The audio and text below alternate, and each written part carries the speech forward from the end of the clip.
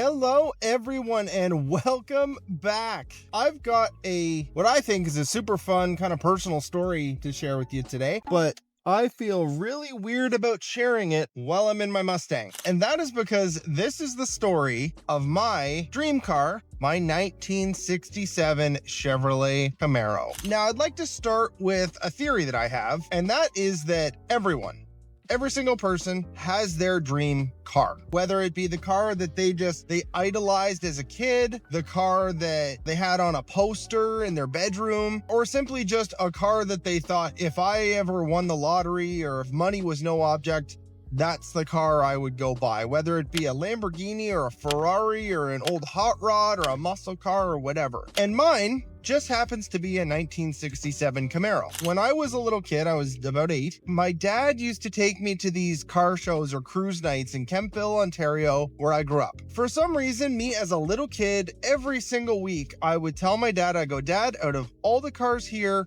that white 1967 Chevy Camaro is my favorite. Fast forward about 10 years, I'm delivering car parts for a company called Benson's Auto Parts, and I come across this guy named Mark. Super nice dude, and he happened to be the owner of that 1967 Camaro. And as sort of circumstances would have it, he just crashed it.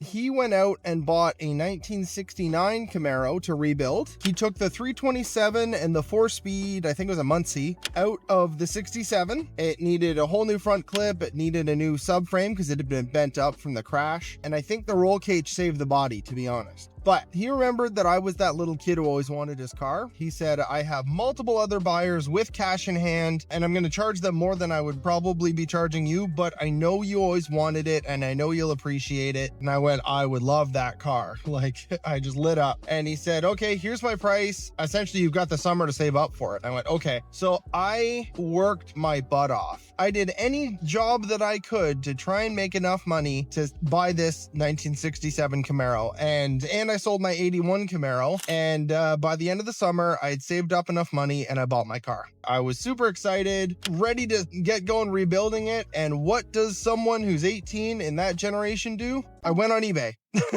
I've only ever bought 2 things off of eBay. One was the 1990s Super Mario Bros. Movie on DVD, and the other one was some fenders for my Camaro. I was bidding on a subframe and some fenders, and I lost out on the subframe, but I won the fenders. So my dad and I hopped in my GMC Sonoma and went down into Pennsylvania, met up with the guy who I bought the fenders off of. While I was down there, we're kind of chatting away. He goes, well, what else do you need? And I said, well, I was bidding on the subframe. He said, well, the guy who bought it didn't want it, so you still want it? And I went, yeah. So we agreed on a price, and we loaded it all back in the back of this little GMC Sonoma and went through the border, and the border security was just super confused. But we ended up getting that back. I went all over Ontario and Quebec and the East Coast buying parts for it to rebuild it. I got a couple bumpers. I got an extra hood. I bought a 350 4-bolt main for an engine. I did a whole bunch of stuff to get this car going. Around, it'd be 2010, life happens, and I ended up moving out to the East Coast, and I thought, okay, I need to go bring my car out there. My parents had moved out there a year prior. My dad and I were going to build a big shop because that was my dad's dream. They were building the shop, and there was no room while the shop was being built for my Camaro. So I found I guess it was an old farmer online that had converted his barn into vehicle storage, and I paid him to store it there while we finished the shop. So I thought, okay, my car's safe for now until I can get it in the shop. A little while later, my dad calls me and says, your car's for sale on Kijiji. If anyone's watching this from the States, Kijiji is like the Canadian version of Craigslist.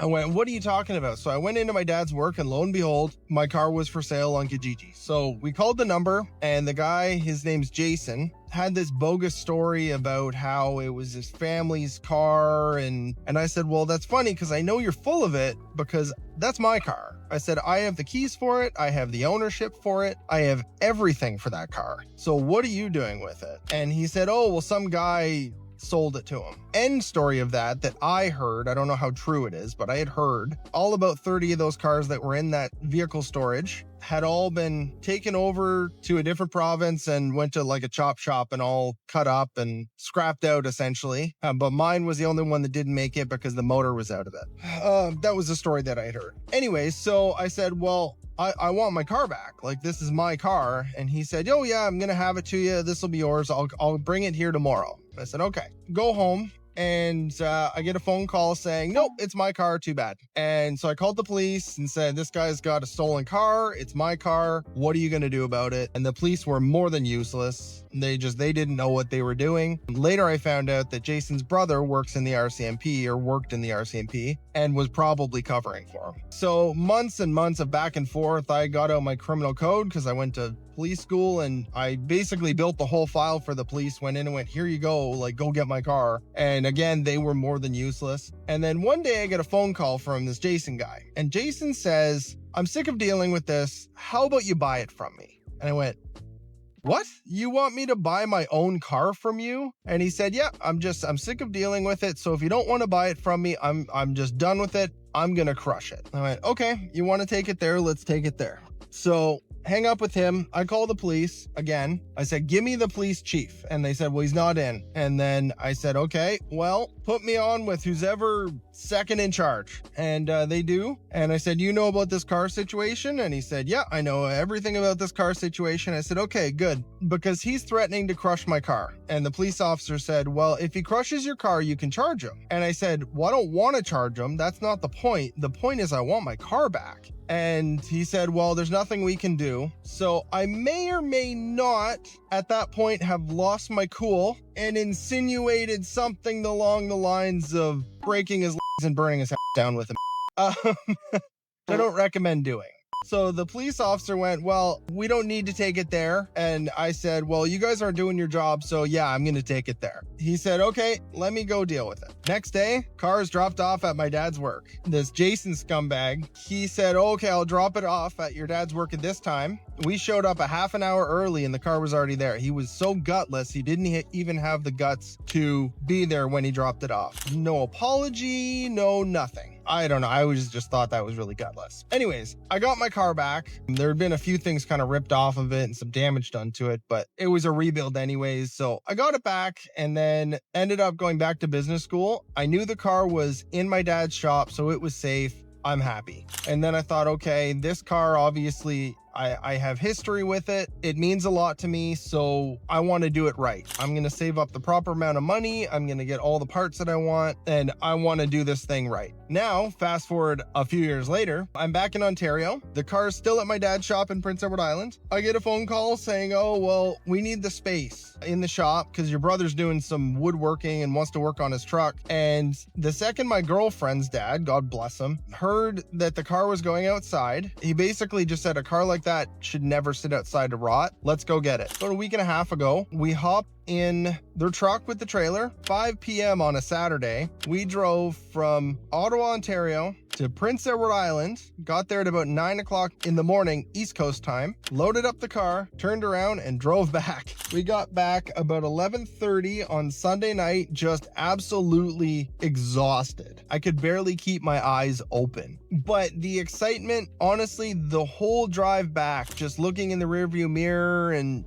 checking on the car, and the amount of people that would like honk the horn and be like, oh, cool car, because they saw it on the trailer, was just inspiring. So I got it back. It is currently at my girlfriend's dad's shop. I mean, the plan is eventually to rebuild it. I would love to make it into kind of a series on here. That is the story of my 1967 Camaro. So I hope you guys know what your dream car is. I would love to hear what your dream car is in the comments below. I also know there's a lot of Camaro fans out there. So I would also love to know what you think. What color should I make it? What engine should I put in it? What transmission should I put in it? Like, give me everything that you think I should do to that car. I would love to hear your opinions. As always, like, share, and subscribe. Help the channel grow, because the more I grow, the more hopefully projects I can do, the more I can do to this car. And I'll see you guys next time.